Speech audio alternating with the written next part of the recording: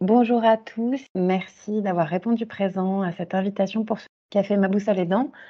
Donc, Ma Boussole et Dents, c'est le site qui oriente ceux qui prennent soin d'approche. Et donc, on organise ces cafés régulièrement, dont l'objectif, c'est de pouvoir échanger sur des enjeux ou des sujets que rencontrent les aidants et de aussi pouvoir mettre la lumière sur des solutions qui existent. Je m'appelle Marguerite, je suis là pour animer ce café. Et la manière avec laquelle ça va se dérouler, c'est qu'on va échanger avec les deux intervenants tout au long de ce webinaire. Aujourd'hui, on va parler d'un sujet qui est celui du regard de l'entourage sur la différence. La différence, ça peut toucher les sujets de dépendance et de handicap, donc qui sont deux sujets cœur chez Ma Boussole et Dents, mais aujourd'hui, on va un peu plus le regarder sous le prisme du handicap. Et on a le plaisir aujourd'hui d'accueillir Oriane Blondeau, qui est art thérapeute spécialisée en orthopédagogie, accompagnatrice d'enfants en situation de handicap. Bonjour Oriane, et merci d'être là. Merci de m'avoir invitée. Et Emric est le grand frère de Ludovic. Ludovic qui a 16 ans et qui a été diagnostiqué aussi autiste quand il avait 2 ans. Merci Emric d'être là. De rien, au plaisir. L'idée vraiment dans ces cafés, c'est de pouvoir tirer parti du regard d'un professionnel, d'un expert du sujet et en même temps de quelqu'un qui le vit dans sa vie personnelle. Alors, le sujet du regard de l'entourage, nous, on a souhaité en parler parce que, en fait, quand on parle de handicap, de dépendance, on va d'abord regarder la question du diagnostic, des premiers signes, de comment on les traite, comment on va accompagner son proche. Mais en fait, une fois qu'on a traité ça, évidemment qu'il n'y a pas que ça. Il y a aussi la gestion de la vie quotidienne, il y a d'autres répercussions qui viennent après. Et le regard de l'entourage en fait partie. Le regard de l'entourage, ça peut être quelqu'un qu'on croise dans la rue, quelqu'un qu'on ne connaît pas, mais c'est aussi un ami, un proche, un collègue. Et donc, c'est quelque chose qui revient évidemment très régulièrement, puisque nous sommes avant tout des animaux sociaux qui vivons avec nos proches. Et du coup, cette question, ça ramène pas mal de choses. Ça ramène à nous la perception de l'image que la personne que l'on accompagne, que l'on connaît bien, on connaît son handicap, etc. Mais l'entourage, lui, ne l'a pas forcément. Et ça vient questionner ce décalage là qu'on peut avoir. Puis ça pose aussi la question de la réaction, parce que forcément, il peut y avoir des réactions qui soient des réactions de compassion, d'indifférence, de gêne, de pitié parfois, et de savoir comment on peut y réagir pour gérer les incompréhensions, expliquer ou pas, ou parfois réagir de manière plus brutale, ou pas réagir.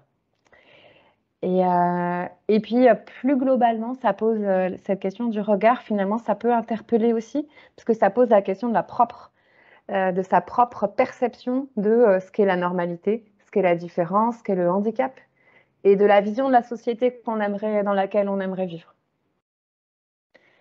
Voilà pour cette petite intro. Je vais peut-être d'abord laisser parler Emric, qui lui vit cette situation plus directement. Et Emric, peut-être que tu peux nous parler un petit peu de Ludovic, tu vois, pour qu'on comprenne un petit peu qui il est. Et puis après, introduire un peu toi ce sujet-là, si tu as des exemples de vécu sur ces questions du regard de l'entourage. Donc, je suis issu d'une famille de 5 enfants, on est 5 garçons. Et Ludovic est le petit dernier, donc il a maintenant 16 ans, donc il est bien grand. Et on a eu la chance en fait d'avoir un père qui a remarqué des signes en fait vraiment depuis qu'il est tout petit sur son intérêt sur certaines choses, pas sur d'autres, etc. Et on a eu un diagnostic assez tôt, à l'âge de 2 ans, donc ça a été notre grande chance, c'est qu'il a été diagnostiqué autiste assez tôt. Et donc, on a pu vraiment mettre en œuvre tous les moyens à notre disposition et possible de réaliser pour faire en sorte qu'il grandisse dans les meilleures conditions possibles et que son handicap en soit un minimum. Donc, il est autiste de haut niveau, donc on va dire qu'on a Il s'en sort très bien dans la vie actuelle. Alors, maintenant, il a toujours suivi un cursus scolaire normal, donc à l'école publique, avec des enfants, on va dire, neurotypiques. Et son handicap est invisible, donc c'est-à-dire que si on le croise dans la rue sans lui échanger un mot, ça ne se voit pas du tout. Mais après, dans l'entourage, donc comme je dis, c'est diagnostiqué à l'âge de 2 ans, donc et mon père est formateur, donc très pédagogue. Donc ça a permis que bon, toute la famille a été mise au courant, donc le cercle vraiment intime de la maison, mais aussi les grands-parents, les amis, les cousins, etc. Du coup, on a quand même évité pas mal les réactions de surprise et d'incompréhension que quelqu'un d'extérieur peut avoir. Et l'avantage aussi, c'est que nous, ça nous a permis aussi de mettre en place une certaine pédagogie. Justement, si des personnes venaient à être surprises parce que à 9 ans, il leur a dit ah, tu es moche aujourd'hui, on peut expliquer à la personne que voilà, il y a un spectre autistique derrière, qu'il a pas forcément envie de blesser la personne, mais juste de dire que voilà, il aime pas votre tenue et puis c'est tout quoi. C'est une remarque. Et moi, je pense que le regard des autres, dans notre expérience personnelle, ma famille et moi-même, ça a été vraiment la chance de pouvoir mettre en place une pédagogie aussi tout autour de nous. Et maintenant que Ludovic est grand, qu'il a 16 ans, et il a conscience de son autisme, etc., de ce que ça entraîne. Merci beaucoup, Aymeric. C'est beau de voir que vous avez réussi à trouver, en fait, enfin, déjà d'avoir organisé ce diagnostic si tôt et d'avoir trouvé des clés et des réponses sur ce sujet-là. Et j'imagine que ça, même si la famille, l'entourage proche est au courant des choses qui peuvent, comme tu le dis, Oui. se reproduire avec des gens que vous rencontrez, que vous croisez, qui ne vous connaissent pas. Oriane, avec ton regard, toi, de professionnel, peut-être que tu nous dises qu'est-ce qui fait que ce sujet-là nous touche autant? Qu'est-ce qui fait émerger ces réactions étranges à gérer de part et d'autre? Je te remercie, Méric, parce que du coup, c'est porteur de plein d'espoir d'avoir eu ton témoignage. Et en tant que, justement, orthopédagogue, la prévention est essentielle dans la vie. Et Tout à fait.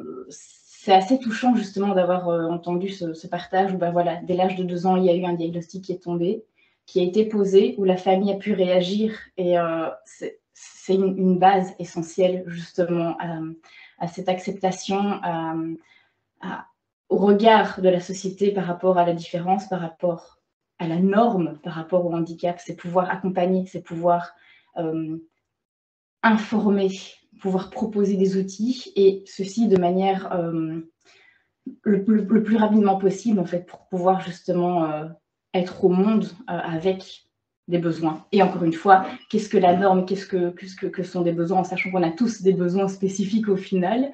C'est voilà, c'est rempli d'espoir et de bienveillance d'avoir ton témoignage et d'avoir justement cet accompagnement, que ce soit familial, que ce soit scolaire, que ce soit... Parce que du coup, tu parlais aussi du fait qu'il était dans une école traditionnelle. Oui. Qu'est-ce qu'il y a, du coup, c'est encore plus porteur de sens. Comment est-ce que du coup l'école a pu aussi adapter cette prise en charge scolaire? Comment est-ce que tout a pu être mis en place pour que ton petit frère puisse être pleinement qui il est, avec justement sa différence et en même temps son humanité pleine? Ben, merci d'abord pour commencer. Et ensuite, il y a donc quand le diagnostic est tombé, il y a eu un parcours de mis en place via la MDPH. Donc, il a intégré le CAMS dans la foulée jusqu'à ses 6 ans. Et depuis ses 6 ans jusqu'à ses 18 ans, il est suivi par un CESAD sur Lille. Et les professionnels du CEDAD, en fait, sont très impliqués aussi. Moins maintenant, dans le sens où ils commencent à vraiment s'émanciper et puis à ne plus avoir de difficultés à gérer. Donc, ils sont toujours là en support si besoin, mais on va dire qu'il a un peu plus d'air depuis maintenant 2 ans. Et les professionnels du CESAD, justement, ont été un gros appui aussi, dans le sens où c'est vrai qu'un parent qui va voir un professeur ou un coach sportif en disant, voilà, mon enfant a une particularité, on sait un peu comme tous on est parents, c'est-à-dire c'est leurs enfants, donc forcément, il faut en prendre soin, il faut les couvrir. Et là, d'avoir vraiment un professionnel qualifié et reconnu donc en l'occurrence pour le milieu scolaire, ça a été la psychologue du CESAD, qui les aidait justement à pouvoir se défouler, à travailler la motricité, etc. Et Ludo a fait du tennis. Et mes parents l'ont inscrit au club de tennis, le coach sportif du CZ est venu sur les premières séances, déjà pour informer aussi l'entraîneur et, mettre en place un système qui fait qu'ils prennent aussi du plaisir à aller en sport et qu'ils se retrouvent pas comme le petit paria à côté parce que il a peut-être un souci de motricité qui fait qu'il est un peu moins bon dans certaines choses ou autres. Et tu mets en lumière aussi quelque chose d'hyper important, c'est le travail collaboratif. Il n'y a rien à faire. Tout à fait.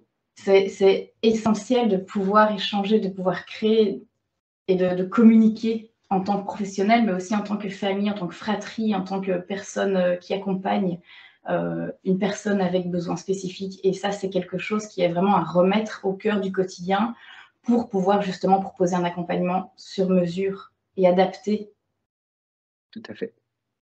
Et ce que je retiens du coup de ce que Aymeric et Oriane vous avez pu nous transmettre, c'est que finalement, dans le cadre de l'entourage ou des institutions, en tout cas de tout le cadre des structures auprès desquelles on va aller, c'est important de sensibiliser et de tirer parti des expertises des professionnels, qu'en fait ils sont là et eux ils ont le regard, enfin une prise de recul nécessaire et puis les compétences pour pouvoir faire ce travail pédagogique qui du coup permet de maximiser le fait que le cadre soit le plus ouvert, sécure.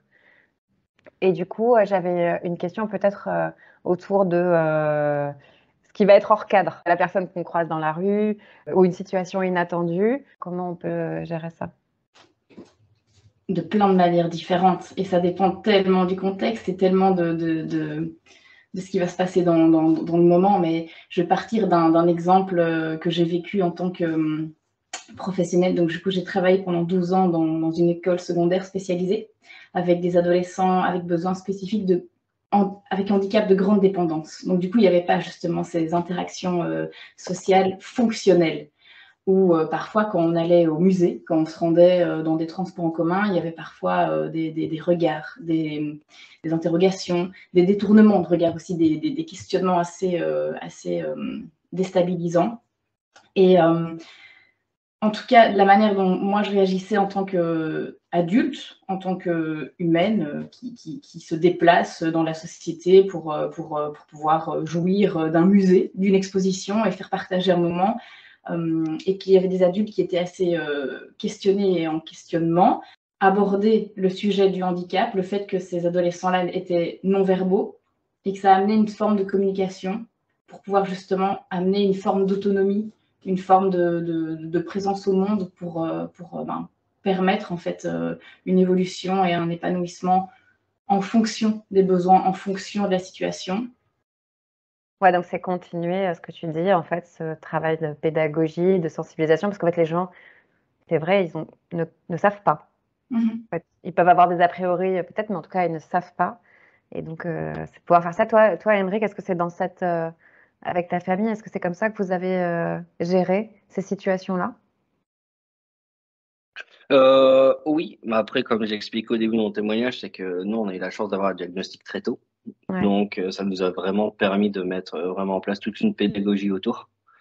Aussi bien sur les personnes qu'on pouvait rencontrer et qui pouvaient s'interroger, que préparer Ludovic aussi en lui disant que ça a commencé doucement, en lui disant que c'était un enfant un peu différent et que il pouvait avoir des situations qui pouvaient souvenir où les gens s'interrogeraient peut-être, mais que il y avait rien d'anormal ou comment dire, de grave en fait. Et justement, sur ce que tu évoques là, sur la société inclusive, effectivement, ces difficultés, de mon point de vue, elles émergent aussi parce qu'on n'a pas une maturité, une connaissance, une éducation en fait à ces sujets-là. Et du coup, est-ce que enfin, on a évidemment ces problèmes aussi en France hein, de rendre accessible et visible au quotidien en fait la différence et les situations de handicap. Est-ce que vous avez des services ou des moments, des endroits, des choses que vous connaissez qui permettent ça? Alors, il y a un super endroit à Bruxelles qui s'appelle le GAMP, qui a été créé par une maman justement d'un jeune adulte avec TSA, où c'est un organisme qui va militer justement pour pouvoir accompagner de manière la plus juste, cohérente, le handicap de grande dépendance. Je fais une petite aparté, plus aparté ma boussole, pour, pour informer sur le fait que sur ma boussole aidant, on peut retrouver des solutions, que ce soit de sport adapté, inclusif, de vacances, de séjours de répit, qui peuvent du coup être des réponses. Puisqu'on a parlé de solutions en Belgique et sur ma boussole aidant, on peut retrouver des solutions en France. La question de l'accompagnement, du coup, de la famille, des parents ou de la fratrie, hein, est-ce que c'est un conseil que vous donneriez là à quelqu'un qui se retrouve confronté à cette situation aujourd'hui, de pouvoir se faire accompagner enfin, par des spécialistes, en groupe de parole, ce genre de choses, pour pouvoir avancer dans ce chemin? Oui, oui, évidemment, évidemment, oui, de pouvoir se faire accompagner et pouvoir proposer au mieux ce même accompagnement qui sera adapté. Et du coup, ça permet aussi d'aborder la question de la motivation, parce que c'est aussi possible que la famille se sente démunie, mais ne soit pas motivée et n'ait pas envie en fait de pouvoir avoir des pistes et des outils. Donc ça va être revenir à la base, sensibiliser, déconstruire, rassurer, mettre en place et pouvoir proposer en fait. C'est tout un cheminement. Ouais, oui, parce que vos différents témoignages me font me dire, en fait, profondément, ce sujet de la question de l'entourage, elle nous ramène à nous-mêmes. Oui. Et si on n'a pas suffisamment, mais c'est normal, enfin, accepté, compris, etc., on ne peut pas le gérer pour les autres. En fait. Ouais. Ouais. Tout à fait. Je rejoins ce que dit Oriane. C'est primordial dans le sens où les parents généralement n'ont pas forcément les clés puisque à moins d'avoir la chance de tomber sur un père psychologue ou psychomote et une mère orthophoniste ou autre, les parents n'ont généralement pas les clés puisque ben, c'est pas leur cœur de métier, ils sont confrontés donc la vie professionnelle est primordiale. Et pour les professionnels, l'engagement de la famille est primordial aussi, puisqu'un enfant n'est pas H24 avec le professionnel. Donc, si l'enfant est suivi 2 heures par semaine par une orthophoniste et que les 125 heures restantes de la semaine, il travaille pas au sein de sa famille, c'est pas 2 heures par-ci par-là qui vont vraiment l'aider. Donc, il y a vraiment un travail conjoint à faire entre l'encadrement vie privée, les parents, les frères, les oncles, les tantes, les amis, les copains, tout ce qu'on veut, et l'équipe professionnelle, c'est un travail main dans la main en fait. Et moi, ma dernière question, ce serait du coup, comment on aborde ça avec son enfant, son frère, en tout cas la personne qui est atteinte d'un handicap, comment on le gère pour qu'elle puisse voilà, trouver aussi ses clés? Tu l'as un petit peu évoqué, Emmerich. Hein. Bon, nous, il est au parfum de son handicap. Et puis, il en parle, je veux pas dire comme une fierté, mais comme la normalité. Donc, pour lui, c'est une personne normale. Et bon, après, on l'aborde quand il a envie d'en parler. Voilà, là, il, il va partir en école d'ingé. On sait pas encore où. Donc là, on a un peu les craintes qu'on pouvait avoir quand il était enfant, puisque s'il part à Montpellier, ben, il n'y a pas toute la famille qui va le suivre à Montpellier. Donc là, la maturité aidant, on peut lui en parler plus facilement en disant ouais, va falloir que tu te fasses à manger tout seul. Donc c'est des choses qui arrivent, mais non, je pense que euh, peu importe le handicap, au moins aux yeux de la famille, c'est un enfant normal, donc on peut parler de lui très facilement et il peut parler de lui et de ses frères et sœurs aussi très facilement. Oriane, toi, est-ce que ça t'évoque quelque chose? Oui, oui. Du coup, je vais repartir de mon expérience. Ça a été abordé de manière beaucoup plus introspective dans le sens où, mais comme je travaille et j'ai travaillé dans le domaine du handicap de grande dépendance, la notion de communication fonctionnelle n'avait pas sa place. Donc du coup, c'était aborder ça sous le ton de l'humour, sous le ton du jeu, sous le ton d'une pédagogie plus ludique. Et du coup, c'était l'opportunité aussi d'aborder ça avec les autres professionnels, avec la famille, pour rendre les besoins spécifiques en fait dans une norme, même si la norme, enfin voilà, c'est aussi questionnable et questionnant. C'est oui, c'est pouvoir amener ça sous forme de jeu, sous forme d'instants partagés sans se prendre la tête et rendre oui, ces besoins spécifiques, ben, ça fait partie de la diversité humaine et sans se prendre la tête, même si c'est compliqué, même si c'est parfois lourd, même si ça demande une charge supplémentaire et une prise en charge vraiment ultra spécifique, c'est se rendre compte que ben, la diversité fait partie de notre côté animal social. Je retiens la pédagogie qui a été le maître mot, je pense, de notre échange, la patience, la bienveillance et puis l'accompagnement. Un grand merci, Aymeric, Oriane, de vous être rendu disponible. Un grand merci à tous pour votre écoute. Et puis, en attendant, n'hésitez pas si vous avez une question. Ma boussole est là pour vous orienter. Donc, n'hésitez pas à faire un tour sur notre site internet ou à nous contacter en direct.